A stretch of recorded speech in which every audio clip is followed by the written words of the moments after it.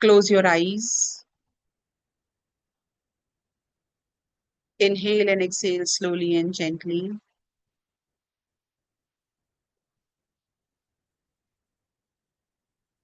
Be aware of your body.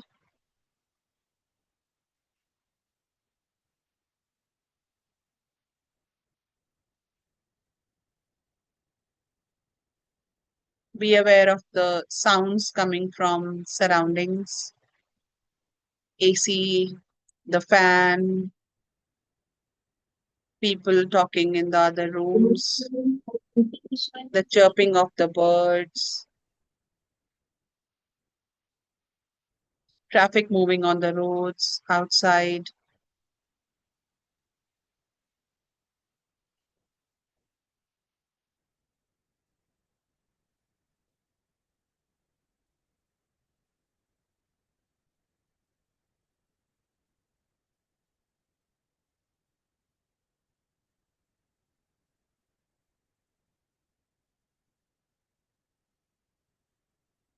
Now bring your awareness to your breath,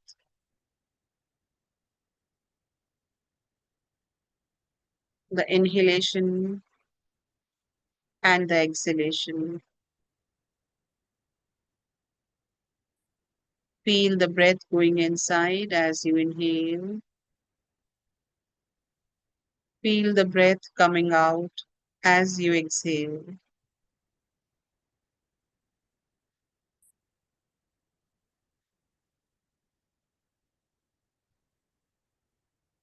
Do not hold on to your breath.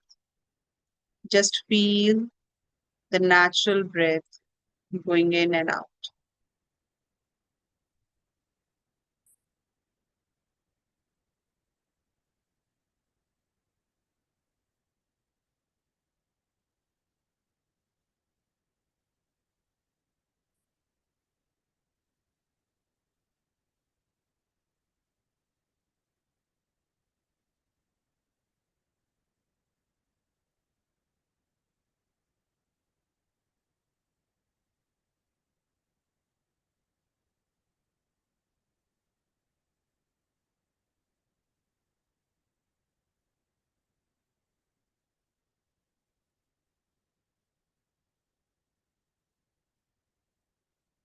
In your mind, just repeat after me. Om Ram Ramaya Namaha. Om Ramadutaya Namaha.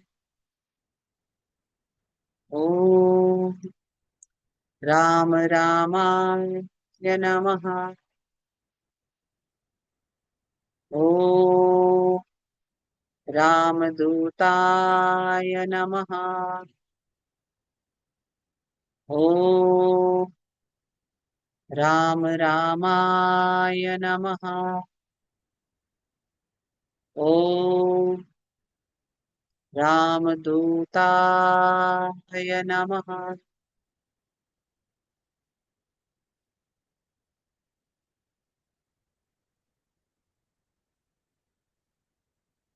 Just be aware of your breath.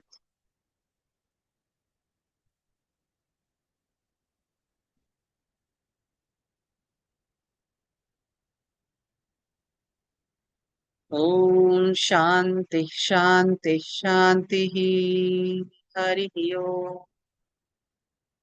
Slowly and gently open your eyes. Atman Namaste everyone. I salute the divinity within each one of you. Atman Namaste. Atman Namaste. So let us start. This is Atman Namaste, ma'am. Atma Namaste. Why the hidden immortal?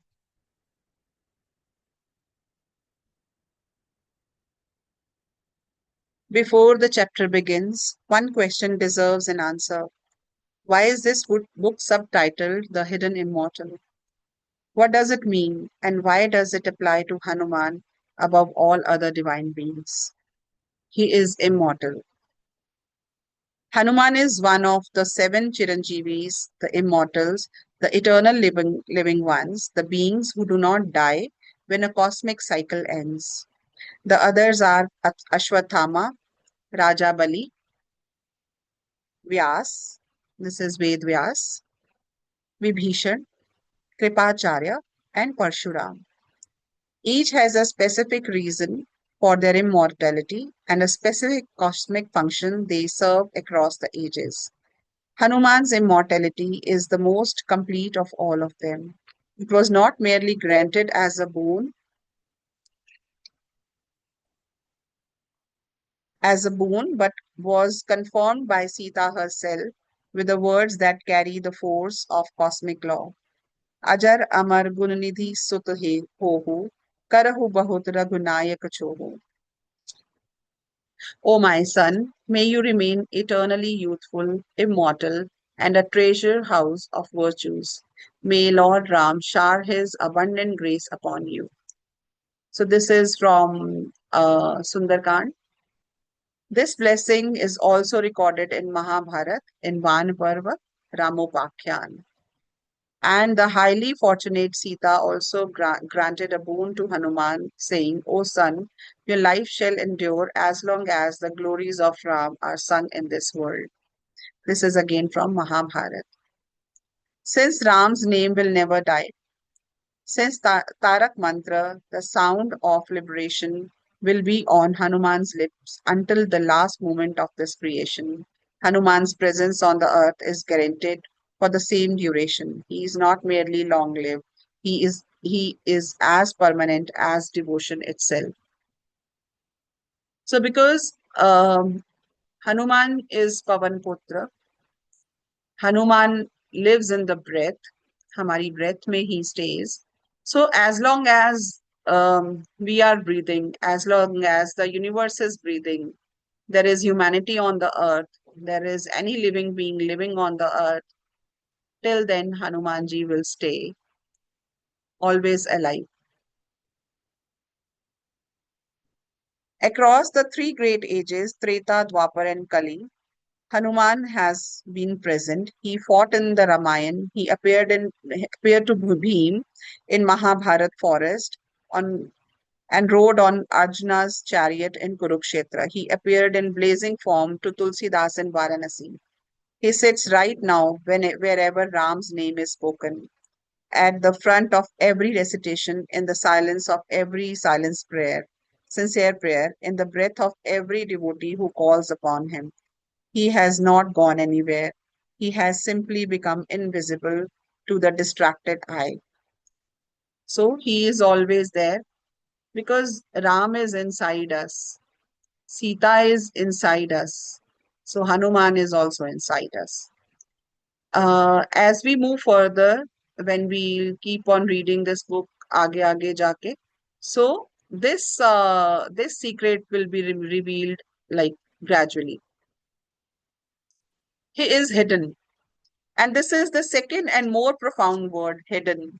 Not absent, not distant, not in some celestial realm requiring elaborate access. Hidden, present, but unseen. Available, but unrecognized. Closer than breath, but missed by those who look only with their outer eyes. So he is inside us. He is not somewhere outside. Outside जब हम उनको देखते हैं in the form of idols और in the mandirs in the different forms in different poses he is there कभी वो बैठे हैं कभी वो वीर पोज में हैं कभी वो खड़े होके हैं कभी वो पर्वत उठा के उड़ रहे हैं so he is seen in different poses but they have again different meaning but that is to be assured that yes he is there but he is there inside us but he is hidden. Hanuman is hidden in your breath, in every inhalation ra, in every exhalation ma, 21,600 times a day without your awareness, without your effort, without your permission. Your own body is chanting Ram's name, and the one who carries that name, who is the name in his very being, is present in every one of those 21,600 breaths. Hidden in the plain sight, hidden in the most ordinary and most continuous act of your experience.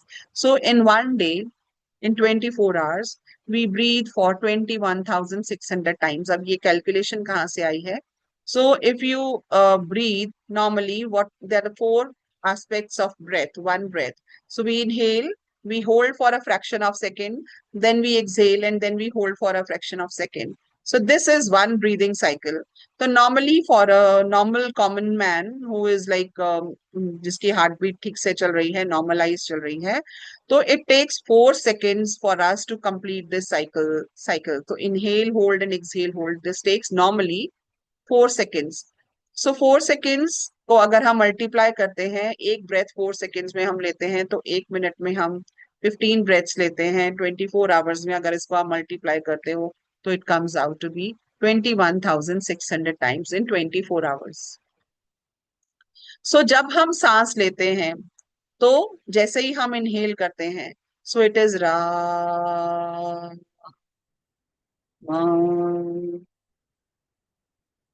रा. So inhalation is ra and exhalation is ma. Same way, the inhalation हम करते हैं so, exhalation is ha. तो सोहम and Ram आगे के chapters में हम देखेंगे कि how Soham and Ram are one. So this is how he is there in our breath. So every time we breathe in, every time we breathe out, the breath, this breath, the one who is taking this breath above and bringing this breath down, this is the energy. This is where Hanumanji is hidden. Hanuman is hidden in the fire of love.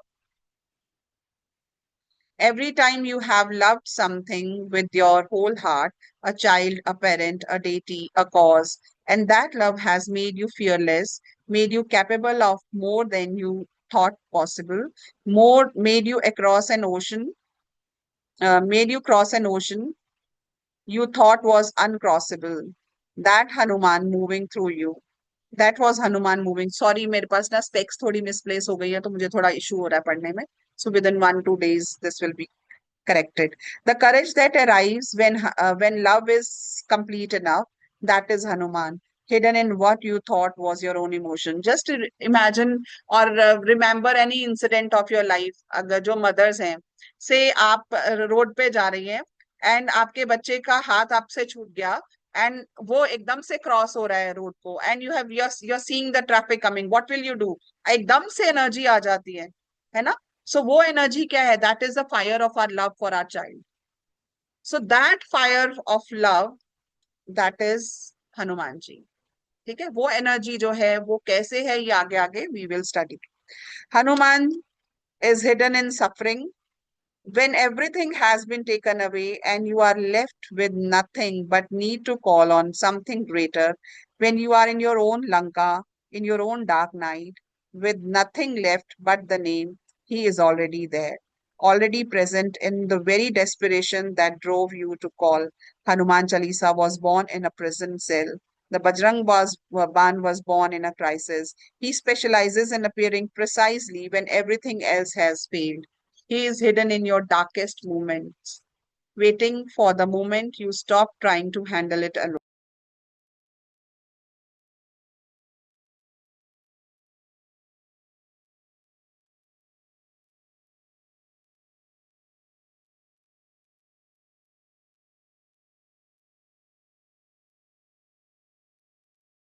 Yes, sorry, there was some network issue.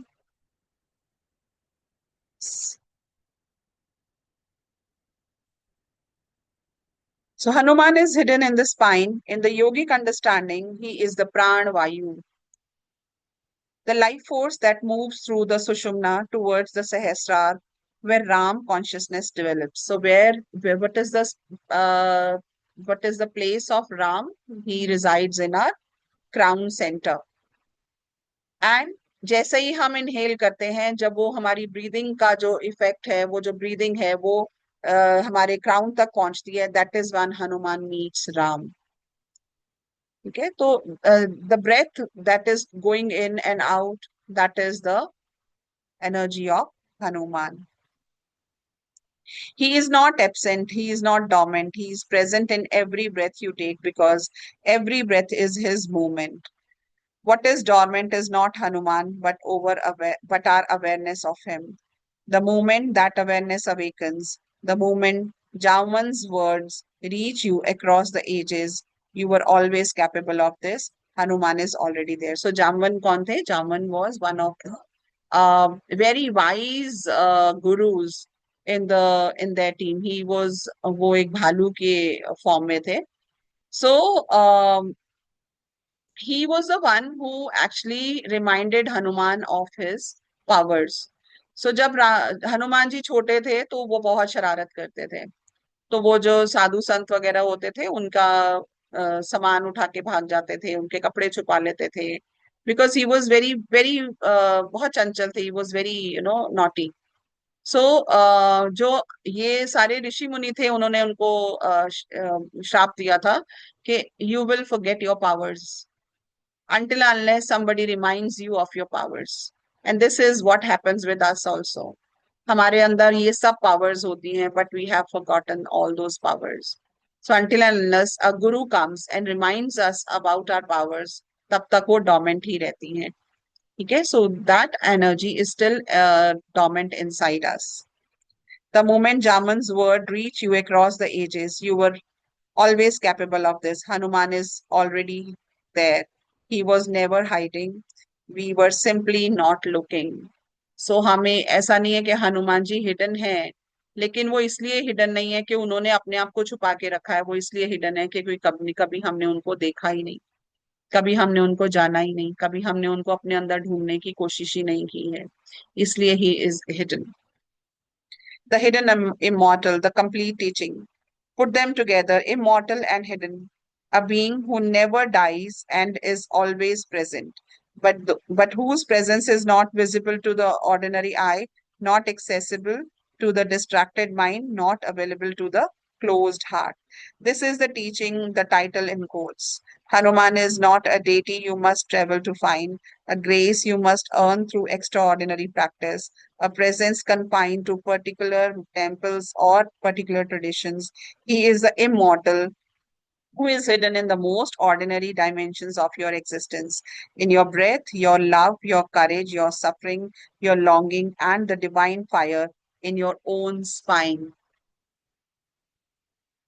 The entire purpose of this book is to make the hidden visible. So, how to bring that invisible Hanuman visible? That is the purpose of this book. To show you where Hanuman is, not in the distance, not in the extraordinary, but in the breath you are breathing right now, in the name that is already on the lips of the body 21,600 times a day, in the fire that is already coiled at the base of your spine, waiting for the moment you choose it to rise. So, जैसे ही kundalini rise होती है, वैसे ही जो हनुमान की energy है वो awaken हो जाती है. So that means the moment हमारी consciousness comes in the सुषुम्ना नाड़ी, वैसे ही हमारी जो हनुमान जी हैं वो जागृत हो जाते हैं. And he takes the message of Kundalini, that is Sita, to Ram, that is the supreme power, supreme consciousness. He is not hiding from you. He is hidden within you. That is the difference, and that difference is everything. So अगर हम इस difference को understand कर लेते हैं कि हनुमान जी हमारे अंदर ही हैं और उनको कैसे देखना है, उनको कैसे ढूंढना है, तो ये इसी से हमारी सारी साधना, जितनी भी मेडिटेशंस हैं, उसका जो है हमें जिस्ट जो है वो मिल जाता है. ओम राम रामाय नमः. ओम रामदूताय नमः. Then is the chapter number 1. This is a beautiful chapter. That is the before the birth, the broken family, and the forsaken child. So,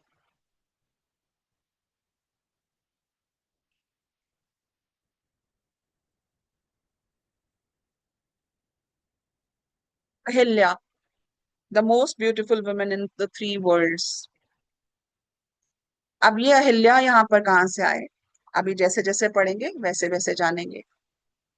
The creator Brahma in his infinite wisdom, once decided to create the most perfect woman that had ever existed, a being whose beauty, intelligence, and purity would be unparalleled in all three worlds.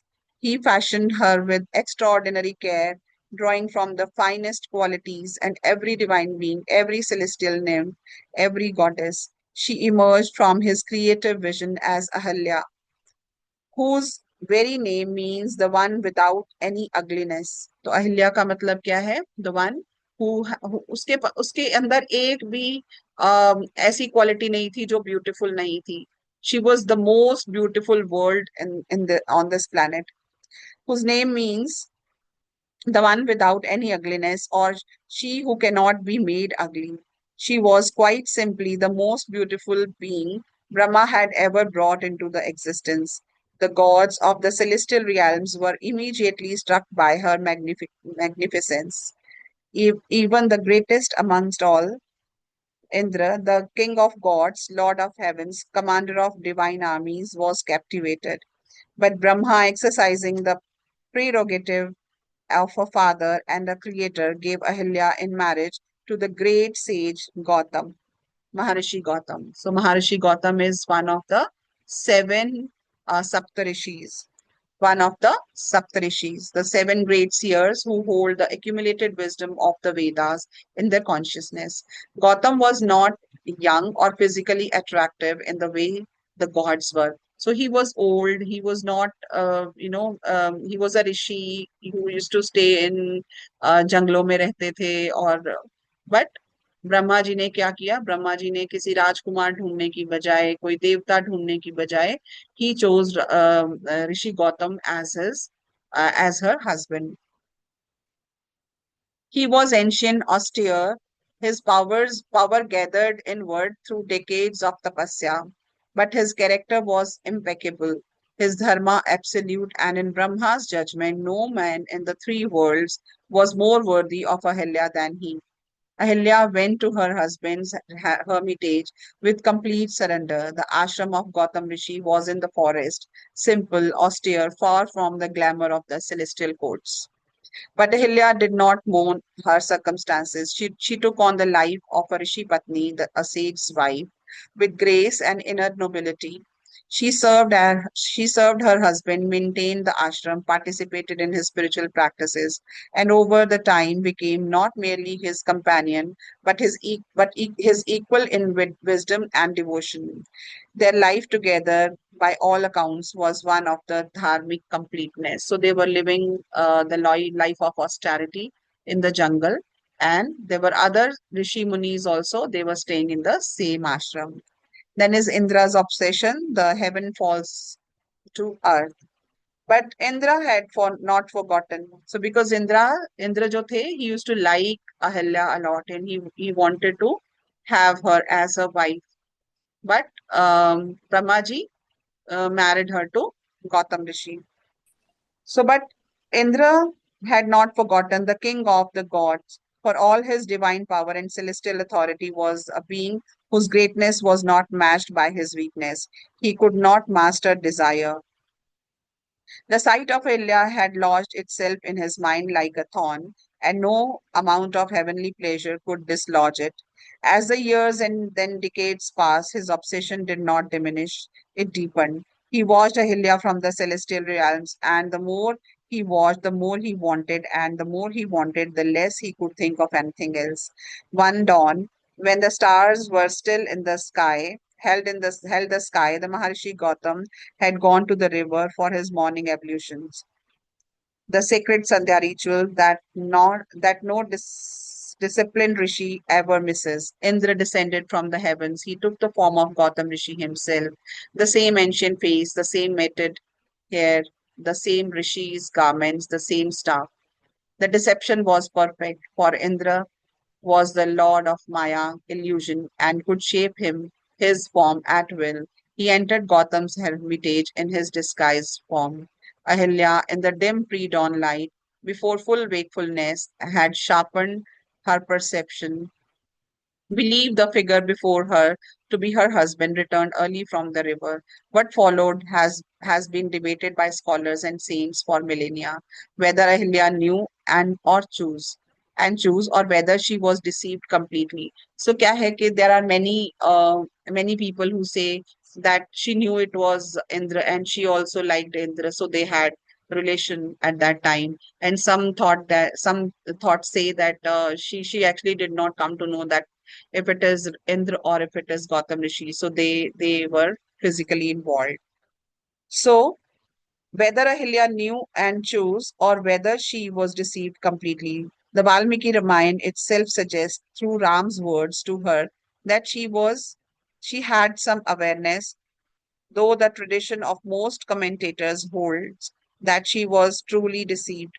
The question of her agency is a profound ethical one that the tradition was wrestled and across centuries. What is certain is this: Maharishi Gautam returned from the river far sooner than expected, and he returned to find what he found. The curse, Gautam Rishi shattering wrath.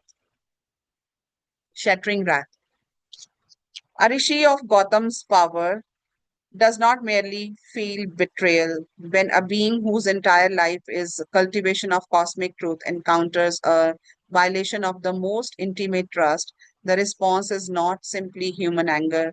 It is the accumulated force of decades of tapasya discharging as a curse. The words that leave such a man's mouth do not merely express feeling, they create reality. So जो ऐसे ऋषि मुनि होते हैं they have lot of power because बहुत सालों तक उन लोगों ने तपस्या की होती है. So when he used those words of curse, so what happened? Let's see.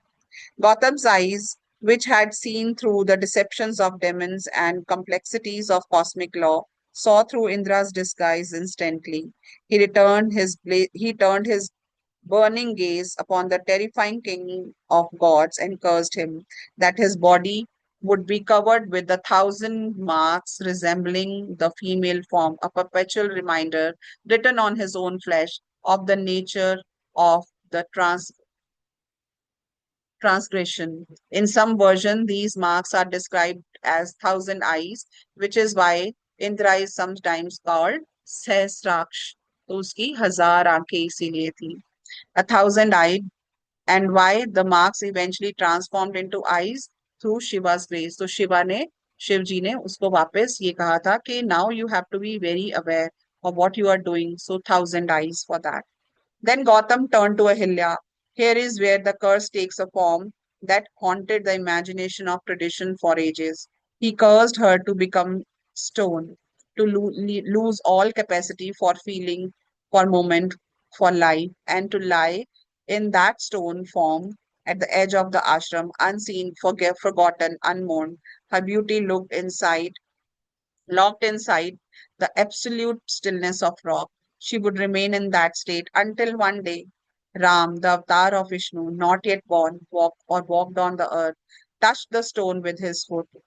अब क्यों उन्होंने कहा था कि राम ही टच करेंगे जब राम आएंगे?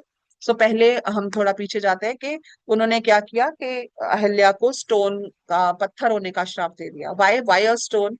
Y not a tree? Why not anything else? Because she said your आप तुम्हारी इमोशंस जो थी क्या वो तुम why didn't you come to know that it's not your husband?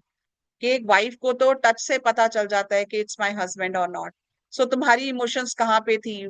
तुम्हारी इमोशंस जो थी वो पत्थर हो गई थी, इसलिए you could not sense. So now you have to live a life of a patthar. You have to be in the live like a stone. So इसलिए as a patthar she was made a patthar. And by Ram because Ram was a perfected man. So she said, now when a perfected man, the person who has no vices, who is perfect, who has all the virtues in him, when this type of person takes an avatar, this will be Ram in the form of when he'll take avatar of Vishnu in the form of Ram. When he comes and he'll touch you with his feet, then only you will be out of this curse. He abandoned the ashram, abandoned his home, abandoned everything. Sorry, I think I missed. The only that touch would restore her to life. And having delivered these curses, Gotham left. He abandoned the ashram, abandoned his home, abandoned everything associated with this place. He went deep into the Himalayas to continue his tapasya in solitude. He did not look back. The ashram fell into ruin. The forest grew over it. Ahilya lay as a stone in the gathering darkness of years. She lay there like a stone in the forest, neither alive nor dead, neither remembering nor forgetting, existing in the space between beings and non beings, waiting for a footstep that would not come for ages. So, some also, in some scriptures, it's also written that nobody was allowed to visit this ashram, to enter this ashram. Gautam Rishi ने मना किया था कि कोई भी जंगल में इस आश्रम में एंटर नहीं करेगा. Then is the abundant child, Anjana, the daughter of Ahilya. But here is where the lesser known tradition introduces a detail that transforms the whole story. A detail preserved in the regional Puranic text, in the oral traditions of certain temple lineages, and in the devotional literature that has circulated for centuries at the margins of mainstream Ramayana traditions. Ahilya and Gautam had a daughter. So normally जो normal हमारे रामायण है उनमें ये story नहीं है. But in some other Ramayana, there are different versions of Ramayana. So there's a reason I have added this story into this. So there's a reason behind it. So I have chosen basically this story to be added here. Uh, so they had a daughter. So that was not known to many people. Ahilya and Gautam had a daughter. Her name was Anjana. The child had been born before the great catastrophe, before Indra's deception, before Gautam's curse, in the years when the hermitage was whole and both parents were present. By some accounts, she was very young when the disaster struck. By others, she was old enough to understand that something irreversible had happened, but too young to do anything but watch. So she could not do anything. She could only watch what is happening when her mother was cursed. What is consistent across these traditions is what happened after Gotham, in the totality of his departure, did not take her with him.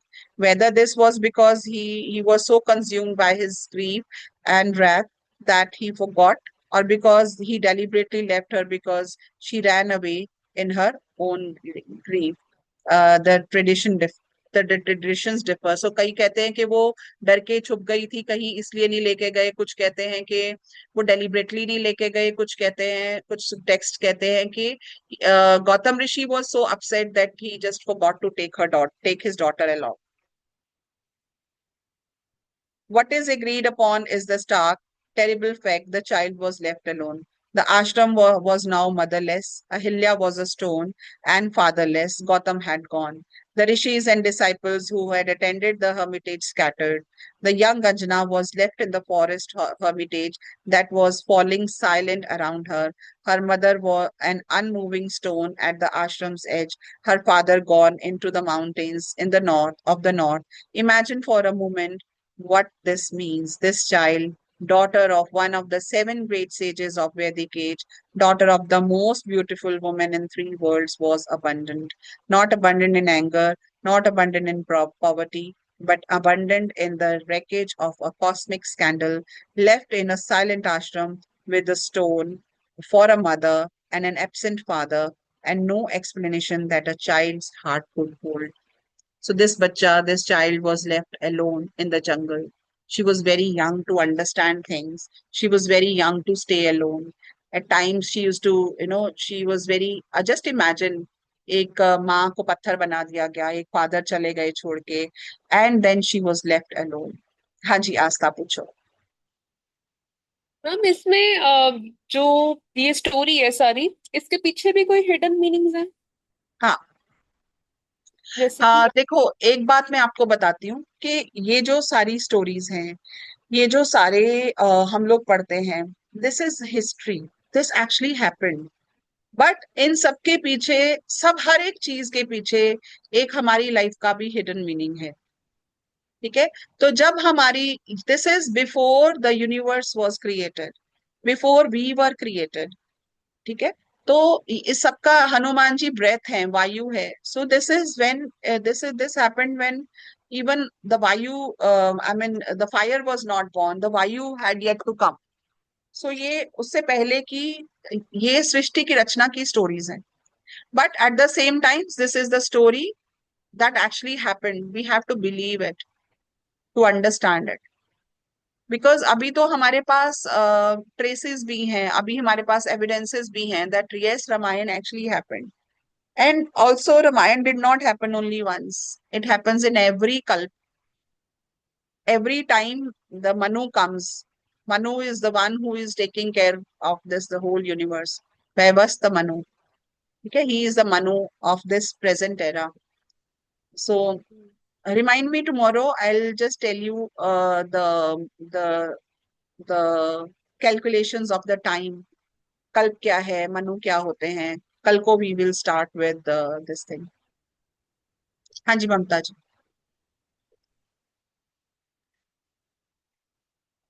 Ma'am तो फिर इंद्र तो Dzire ही हो गए ना। इंद्र मन है, इंद्र हमारा mind है, तभी वो ओके वेवर करता रहता है ना, तभी उसमें डिजायर्स आती हैं बहुत ज्यादा। ओके। तभी मन जो है, जो माइंड है हमारा, उनको देवताओं का राजा बोला जाता है। क्योंकि जितने भी हमारे अंदर जो एनर्जीज हैं वो उनके किंग हैं, और वो सारे सबको हम देवता ही बोलते हैं। सो माइंड, आज्ञा चक्र क्या है, इज द मास्टर चक्र। तो वो ओके। वहां पर उनका स्थान है, वहां पर इंद्र इंद्र जो है वो रहते हैं। तो इंद्र मन है हमारा, तभी वेवर करते हैं ना, तभी उनको जब हम्म। हमारा मन कंट्रोल में नहीं होता है, तभी कहते हैं ना इंद्रियां कंट्रोल में करनी चाहिए। तो इंद्रियों से ही इंद्र है। That's a so wavering mind. Wavering mind basically. अगर इंद्रियां कंट्रोल में है तो इंद्र भी कंट्रोल में है। Okay.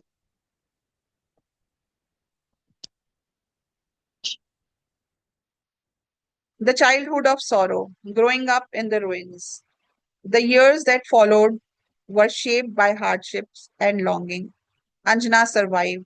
The forest provides to those who know how to listen to it. And the daughter of Gautam Rishi was not without intelligence or capability. She learned to gather food, to find water, to read the forest signs. She was, after all, her father's child.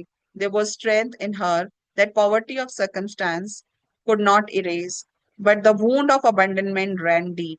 Every morning she woke in the silent ashram. Every day she passed the stone that she had that had been her mother. She would sit beside it, press her small hand against the cool surface, and speak to it. Because whatever the stone was on the outside, Anjana believed, with the faith that only a child can sustain, that her mother was still inside it. She believed this so completely that the stone, according to the tradition, would sometimes be found warm to touch in the mornings, as though it had been weeping in the night. She grew up as such children do, carrying two things simultaneously, a wound that could not heal and a quality of character forged in that wound that became extraordinary. Those who grow up with everything are often soft at the center. Those who grow up with loss, real loss, the kind that changes the shape of what you thought the world was, developed either bitterness or depth. Anjana developed depth. So जो बच्चे ऐसी life जीते हैं ना, या तो वो बहुत बिटर हो जाते हैं या वो बहुत डेप्थ में चले जाते हैं। तो Anjana, what happened to her, she went inside her, right? She developed a capacity for longing, for love, for reaching towards the divine that would in time become a single most important spiritual quality in her world.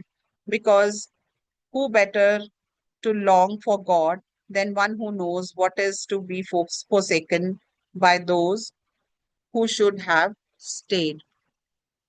Then is the celestial origin. अब अंजना की जो birth है उसका अब एक उनका पीछे की क्या हिस्ट्री है, this is what now we are going to read.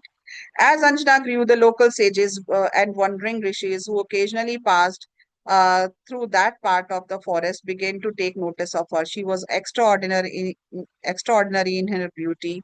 The daughter of Ahilya could not be otherwise. But her beauty was the least remarkable thing about her. What struck every sage who encountered her was the quality of her awareness. She had the eyes of someone who had seen through the world's pretensions very young, and the open heart of someone who had chosen not to close in response. One day, a great rishi, some traditions name him as Matanga Rishi and others as Durvasa himself, stopped at what remained of that hermitage. He looked at a young woman and saw her in not merely a forsaken child, but a trace of celestial origin.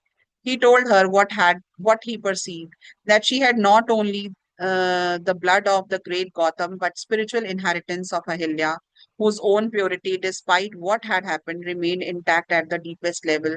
Because at the present level, purity is not about the circumstances that befall the body, but about the soul's fundamental orientation towards the truth. He also told her what many traditions preserve, that she had in a previous life been an apsara of the highest celestial order, a divine being of extraordinary beauty and devotion who had come to earth for the reason of karma and cosmic purpose. Her earthly birth as Ahilya's daughter was not a punishment but a preparation. She was being shaped by grief and longing and the particular quality of consciousness that comes from having been left behind into the vessel most suited to receive what the cosmos intended to pour through her. This is the first cosmic irony of Hanuman's story. His mother was forged by abandonment. The woman who would give birth to a greatest devotee of all the time was herself someone who knew in the marrow of her being what is meant to be separated from the one you love. She understood longing not as a concept but as a lived condition. And it was precisely this understanding, this bone deep familiarity with the ache of absence, that qualified her to be the mother of Hanuman, the one who could cross oceans to end separation, who would live and breathe exist for nothing except the union with divine. So what happened? um, See, again I always say, so she was cursed by a rishi. अभी हम अगला पढ़ते हैं paragraph, उसमें बताएंगे कि she had a curse, but since she was the daughter of Ahilya and Gautam Rishi, like granddaughter of Brahma ji himself. सो कितनी power रही होगी उनमें, and that is why she could survive in the whole जो atmosphere जो उनके लिए create किया गया था. सो इसकी मैं एक क्विकली आपको बता देती हूँ कि व्हाट हैड हैपेंड कि उनको एक कर्स दिया गया था कि you will live a life of वानर. तुम एक वानर की जिंदगी जियोगी. अब वानर यहाँ पे इज नॉट मंकीज. सबसे पहले हमें ये अंडरस्टैंड करना है वानर क्या है. वन में रहने वाले नर, those who live in those who live in forest. तो बेसिकली आदिवासी जैसे होते थे. सो ये वो थे कि इनको कर्ज दिया गया था कि you will live a life of a vanar. So that is how then she met the father of Hanuman. So I think आज के लिए हम इतना ही करते हैं. We will continue on Monday with हाँ जी अर्चना जी पूछिए.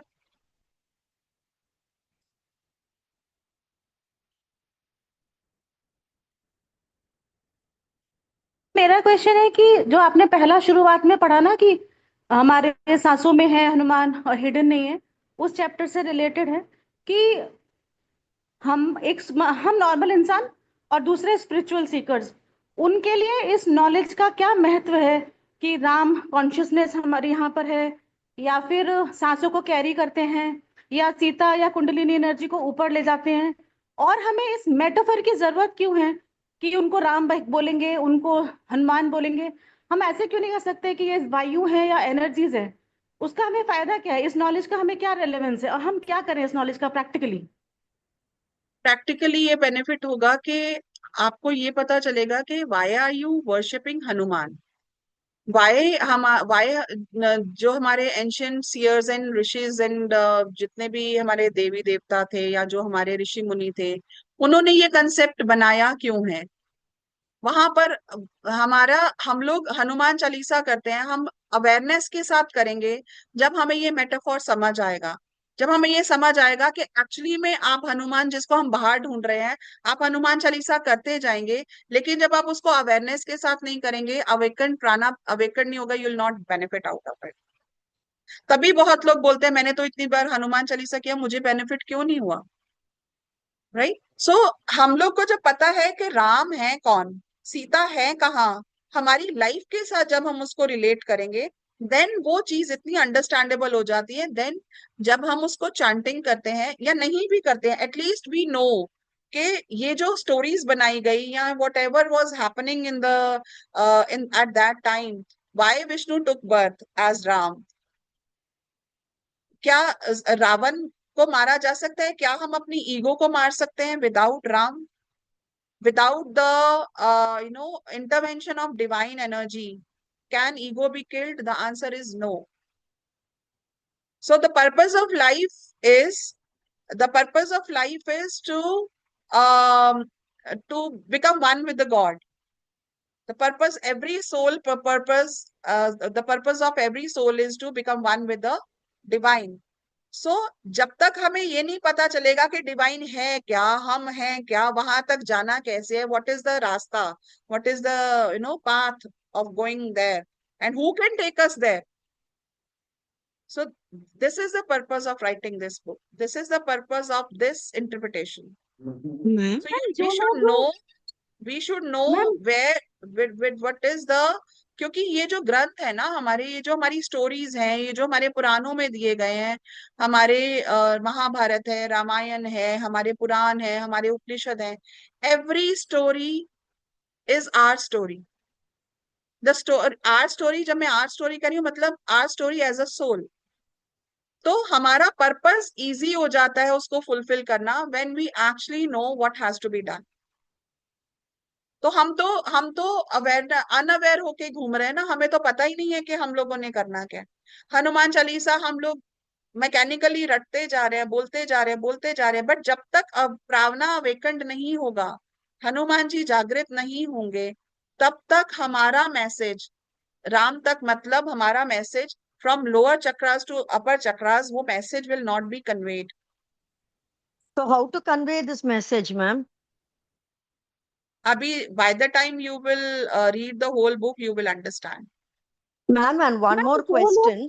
Generally, we keep chanting Hanuman Chalisa, as you said, but we really don't know whether the pronunciation of the words are correct or no. But people say that only if the pronunciation is correct, there is effect. Is it true? See, Hanuman Chalisa is not written in Sanskrit, number one. It is written in Awadhi language, and this was the reason Tulsi Das ji wrote Ramayan, Ramcharitmanas, and Hanuman Chalisa, and other stotras that he has given in Awadhi, so that we as common people are able to understand it and pronounce it in a better way. Otherwise, Hanuman Chalisa or any other scripture, stotra you want to chant, and you do not know the correct pronunciation of it, just go into the YouTube and chant together with that chant, which is actually almost correct in all the YouTube channels. So that is the way you can get the proper pronunciation. Ma'am, if it is possible, please send us one original YouTube Hanuman Chalisa who recites it slowly so that we can repeat after him. Okay, sure, I'll do Please. that. Thank you very much. Even if it is your voice, it's okay, ma'am. Okay, sure. Thank you. Ma'am Hanji Archana ma'am ji. And जो लोग, ma'am, where will you get this Ramcharitra Manas book, ma'am? Original one? Again, Amazon you can get. Thank you, ma'am. Ma'am Hanji जो Archana. लोग formlessness को और abstraction को समझते हैं, और जो लोग रिचुअलिस्टिक वर्शिप, चैंटिंग, गीता पाठ, मतलब पाठों में विश्वास नहीं रखते हैं, लेकिन वो अपनी कैरेक्टर बिल्डिंग पे पूरा ध्यान देते हैं, तो is that more than enough, या हमको करना ही है कि 40 पाठ करो, उसके No, बगैर not मुक्ति not नहीं है? required. No, no, no, no, no, not required. This is not the only way. This is one of the ways. And every time you do any chant, you do any part, you do any kriya, This process is automatically happening. You do, even people who are कर्म yogis, जिनके लिए काम ही उनकी पूजा है, पूजा ही उनका काम है, ठीक है, for them the same thing is happening because they live a virtuous life. They live a life of like they follow all the virtues. So automatically Hanuman ji जागृत हो जाते हैं, प्राण वायु जागृत हो जाती है उनमें, because the प्राणों, when a person is living the life of virtues, so automatically हमारे जो प्राण हैं वो शुद्ध हो जाते हैं. So then this process automatically happens. Then they do not, I have seen lot of people who are not like not at all believe in gods, and they have never gone to mandir, but they have like ये गलत है तो ये गलत है, ये काम ऐसे होगा तो ऐसे होगा, and with all their virtues they follow. That is again that is also spirituality. Thank you, ma'am. Thank you. Any other question? Ma'am, I have a question. So, what is your answer for whether in a home you have to do puja or meditation? Both. For us, It is both. too much. If it is too much, the energy is too much because your puja takes 1 hour. So why you do puja for 1 hour? Do it for 15 minutes. That's not possible because it has been taught See, like whatever you are doing, do it with awareness. That is what matters. If you are doing it mechanically, the result will be 10%. If you do it with lot of awareness, then the result will be 100%. So I do it with awareness. if you are doing one chalisa with awareness, you are taking like 5 to 7 minutes, you know what is happening, what the meaning, and that you are understanding it at the same time you are chanting it. That is a different thing. But you are doing it like for 11 times, 27 times, but you are इसका बहुत कम result आएगा. Ma'am, So and the meaning of Hanuman Chalisa also, you please send us it is separately, in the ma'am. book. It is in the book. Okay. Then we'll buy the book. Yeah. Thank you, ma'am.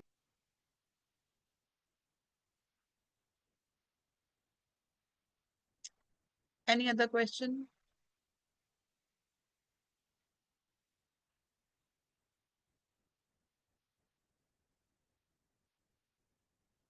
चलिए. Let us do a closing invocation. iPhone, please send me a message. Those who want to join the group. So I have sent my number in the chat book.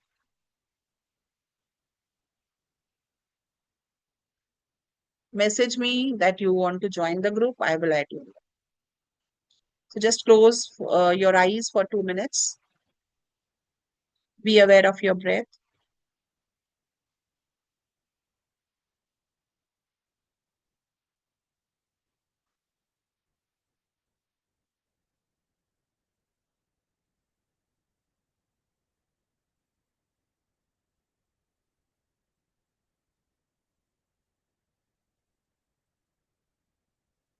Just feel the breath coming in and out.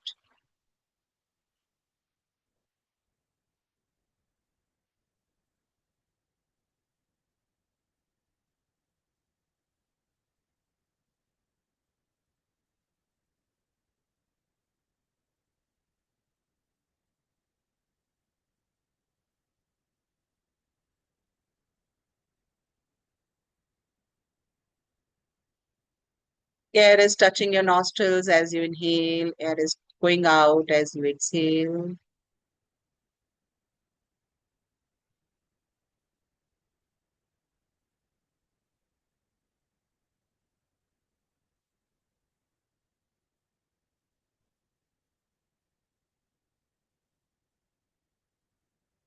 Let's chant together. Om Ram Ramaya Namaha. Om Ramadutaya Namaha. Om Ram Ramaya Namaha. Om Ramadutaya Namaha. ॐ राम रामाय नमः। ॐ रामदूताय।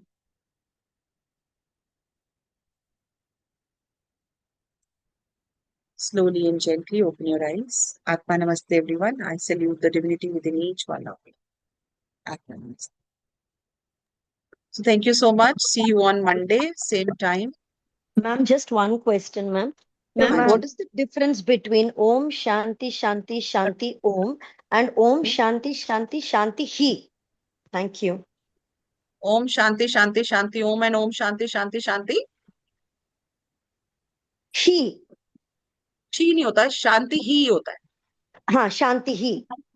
शांति ही वो जो उसके dots होते हैं ना, उसकी pronunciation है शांति ही।